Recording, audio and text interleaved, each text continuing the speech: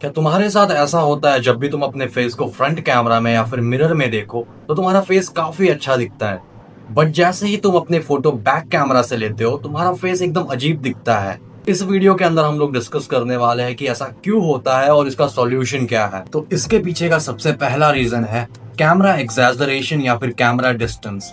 देखो, तुम्हारा फोन जो होता है वो ऑलमोस्ट इतना होता है, एक हाथ के बराबर तुम्हारा फोन होता है। तो जब भी तुम उससे फोटो लेते हो तो वो तुम्हारा एक फ्रोजन मोमेंट कैप्चर करता है। वेयरएज अगर तुम किसी इंसान को रियल लाइफ में देखते हो तो तुम उसे चलता फिरता देखते हो, ओके, इन 3D। वेयरएज फोटो बस एक फ्रोजन मोमेंट कैप्चर करता है। तो जब भी तुम्हारा एक फ्रोजन मोमेंट कैप्चर होता है तो तुम्हारी जितनी भी चीजें होती है वो हाईलाइट हो जाती है, जैसे कि पिंपल्स, असिमेट्री, फेस की असिमेट्री, या फिर वो छोटी मोटी जितनी भी चीजें होती है वो हाईलाइट हो जाती है। एंड यहीं से हमारा सेकंड पॉइंट आता है, लाइटनिंग।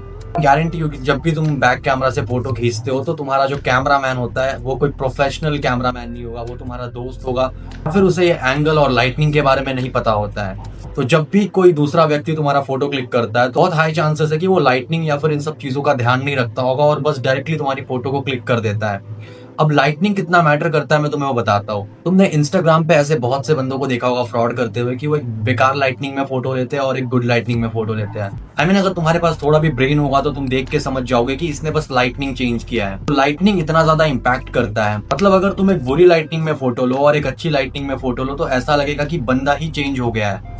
तो इतना ज्यादा मैटर करता है lightning. Angle and your posture.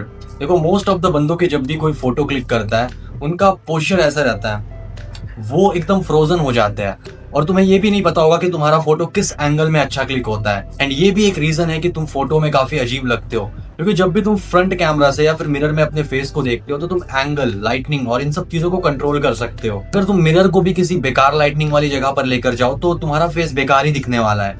But most of the बंदों के घर में जहां पर मिरर लगा होता है वहां पे लाइटनिंग भी अच्छी होती है। असिमेट्री।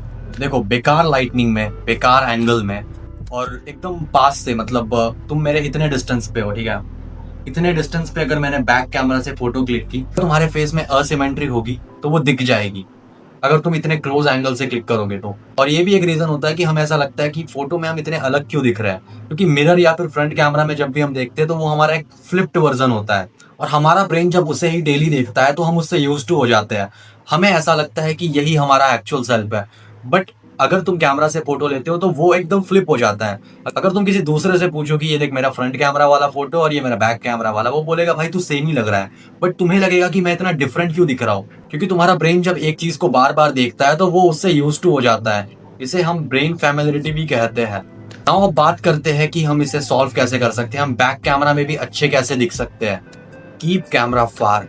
देखो, अभी हमने पहली बात किया था कि अगर तुम पास से बैक कैमरा से फोटो लोगे तो तुम्हारी जो असिमेट्री है वो हाईलाइट होगी। तो जब भी कोई तुम्हारी फोटो ले उसे कहना कि भाई थोड़े दूर से मेरी फोटो ले, क्योंकि ये बहुत ज्यादा इंपॉर्टेंट होता है। अगर तुम अपनी फोटो को पास से लोगे तो तुम उसे कहना है कि बस भाई जाओ और थोड़ी दूर से फोटो ले ले। जो भी बंदा तुम्हारी फोटो क्लिक करे तुम्हें उसे कहना है कि भाई थोड़े दूर से मेरी फोटो ले। तुम्हें बस थोड़ा सा डिस्टेंस मेंटेन करके रखना है, ऐसे भी नहीं कि तुम बहुत दूर जा रहे हो, तुम्हें बस एक डिस्टेंस को मेंटेन करना है। ना तुम्हें ज्यादा पास आना है ना तुम्हें ज्यादा दूर जाना है, तुम्हें बस एक अच्छे डिस्टेंस को मेंटेन करके रखना है। नाउ नेक्स्ट है लाइटनिंग। तुम्हें ट्राई करना है कि तुम अपनी फोटोज को नेचुरल लाइटनिंग में या फिर काफी अच्छी लाइटनिंग में फोटो को क्लिक करो।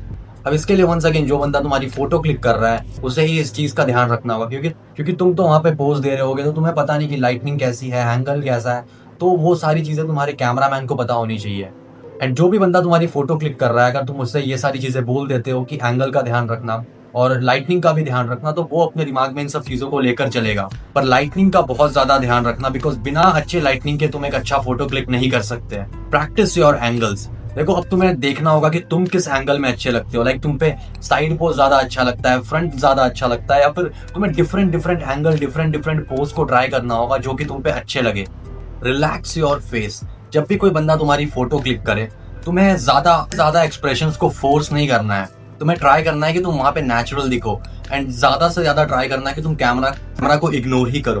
तुम्हें ट्राई करना है कि जितना हो सके उतना कैमरा को इग्नोर करो। So that's it for the video. यही वो सारी चीजें थी जो कि मैंने तुम्हारे साथ शेयर की। और अगर तुम चाहते हो मुझसे पर्सनली 1-on-1 कोचिंग कॉल पे बात करना तो तुम मेरे साथ एक कॉल बुक कर सकते हो और उसका लिंक मैंने अपने इस वीडियो के डिस्क्रिप्शन में और इस चैनल के अबाउट सेक्शन में दे रखा है, तो तुम वहां से जाकर एक कॉल बुक कर सकते हो। एंड हाँ, नेवर बेग फॉर अटेंशन।